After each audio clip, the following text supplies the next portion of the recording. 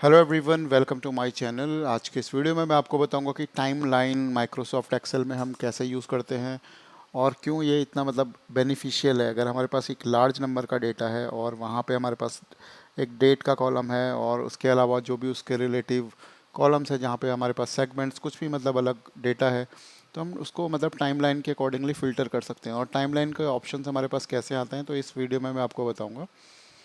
तो हमारे पास ये डेटा का फील्ड है। डेटा में आप यहाँ पे देख सकते हैं कि business, country, unit sold and date, हमारे पास ये हमारा मेन कॉलम है और इसके अगेंस्ट जो डेटा है वो ये वाला है। तो टाइमलाइन को यूज़ करने के लिए आपके पास जो डेटा होना चाहिए एक पर्टिकुलर कॉलम में, डेट मैंडेटरी पार्ट है। ये मैंडेटरी होना ही चाहिए, तभी आप टाइमलाइन यूज़ कर सकते हो।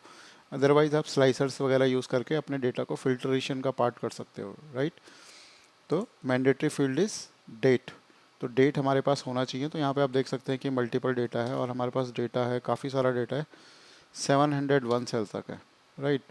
और टाइमलाइन को यूज़ करने के लिए हमारे पास हम जो पिवेट टेबल हमें लगानी पड़ेगी, इसके बाद ही हम इसे यूज़ कर पाएंगे। तो पिवेट टेबल बनाना बहुत इजी होता है। डेटा अगर आपका एक पूरा एक साथ कनेक्टेड है और जो भी डेटा है, या तो आप पूरा इस तरह से सिलेक्ट कर सकते हैं, या तो आप कोई भी एक सिंगल सेल को सिलेक्ट करके इंसर्ट में जाके पिवट टेबल सिलेक्ट करेंगे। फ्रॉम पिवट टेबल ऑटोमेटिकली ये पूरी रेंज को सिलेक्ट कर लेगा। तो हमारे पास यहाँ पे दो ऑप्शन आते हैं, new worksheet and existing worksheet. अगर मैं एग्जिस्टिंग वर्कशीट में कोई भी सेल सिलेक्ट करूँगा तो वहाँ पे मेरी पिवट टेबल क्रिएट हो जाएगी। अगर मैं न्यू पे करता हूँ तो अभी हमारे पास शीट 1 ऑन डेटा है, तो एक नई वर्कशीट हमारे पास यहाँ पे ऐड हो जाएगी और वहाँ पे मेरे पास पिवट टेबल का विजर्ड बन के तैयार हो जाएगा। जैसे नई शीट ऐड हो गई, राइट। इसका नाम हम पिवट रख देते हैं।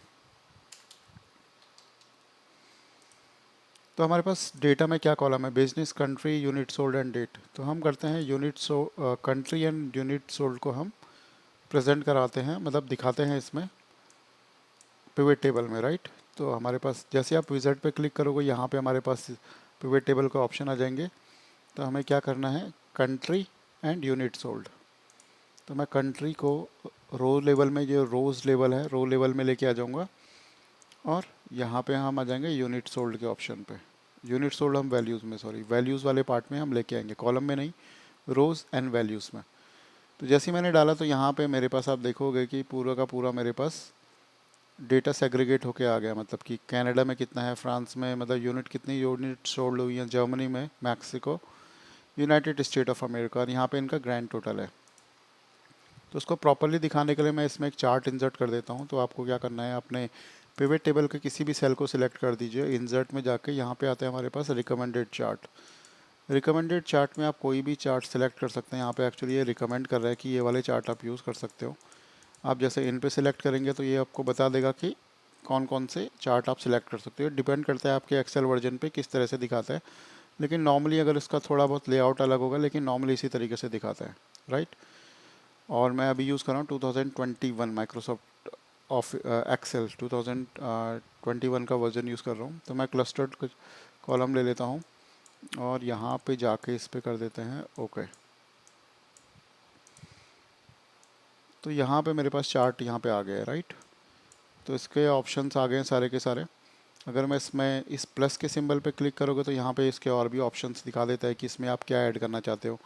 चार्ट लेबल ऐड कर क्लिक करता हूँ तो चार्ट का लेबल आ गया। अगर चार्ट का लेबल नहीं दिखाना चाहते तो डेटा टेबल, इसके बॉटम में एक टेबल बन के आ जाएगी जो इसके अगेंस्ट जितने भी हमारे पास सम है ये इसका रिप्रेजेंट करवा देगा, राइट। तो फिलहाल हम ऐसे करते हैं, डेटा लेबल ही ले लेते हैं। और ये चार्ट टाइटल है तो इसमें हम कर देते हैं कंट्री। और कंट्री करने के बाद हमारे पास आता है टाइमलाइन को कैसे इसमें यूज़ करते हैं। टाइमलाइन बेसिकली हमारे पास अगर डेटा में जाएंगे, देखिए 2014 से लेके इसमें 2013 का भी डेटा है। अगर यहाँ पे देखोगे 13 एंड 14, राइट। लेकिन पिवट टेबल में कोई ईयर वाइज या मंथ वाइज डेटा शो नहीं हो रहा है यहाँ पे। तो इसी को यूज़ करने के लिए हम करेंगे टाइमलाइन का यूज़, कि जिससे हमारा एक जो भी हमारे मंथ वाइज अगर हम इसको डेटा को फिल्टर करना चाहें तो टाइमलाइन के थ्रू कर सकते हैं। तो आपको करना क्या है, अपने चार्ट पे क्लिक कर सकते हैं या तो अपने पिवट टेबल पे क्लिक कर सकते हैं, क्योंकि इसी के थ्रू हमने बनाया है ये पिवट चार्ट है बेसिकली। तो आप इसमें जाएंगे पिवट चार्ट एनालाइज़र पे, यहाँ पे हमारे पास ऑप्शन है इंसर्ट स्लाइसर है, इंसर्ट टाइमलाइन। इंसर्ट टाइमलाइन पे क्लिक करेंगे, यहाँ पे डेट का एक ही, क्योंकि हमारे पास डेट अवेलेबल है डेटाबेस में, तो डेट आ गया, ओके किया, तो हमारे पास ये हमारे पास टाइमलाइन आ गया, राइट।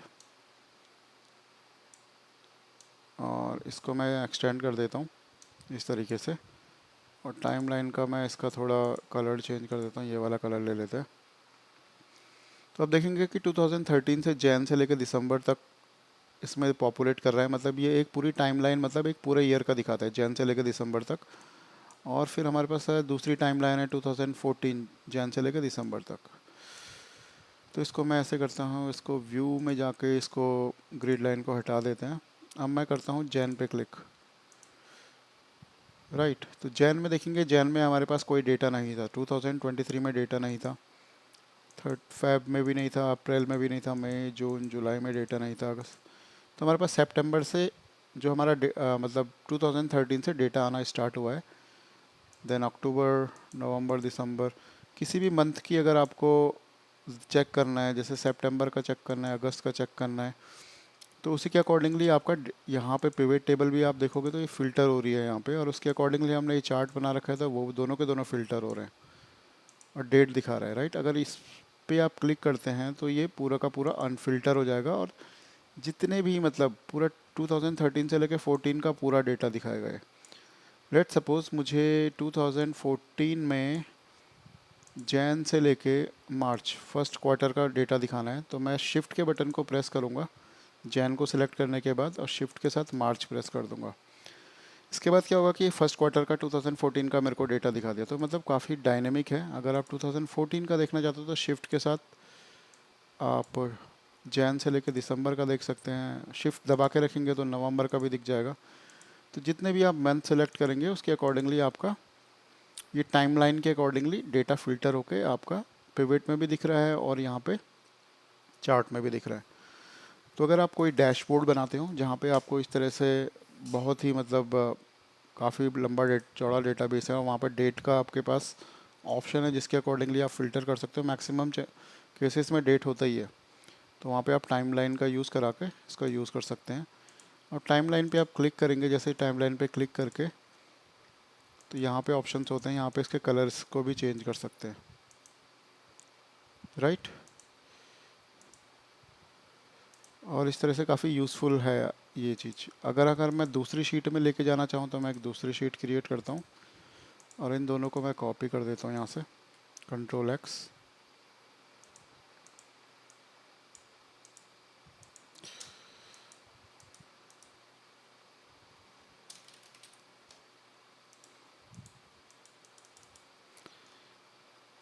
और यहाँ पे जाके पेस्ट कर सकता हूँ इसे।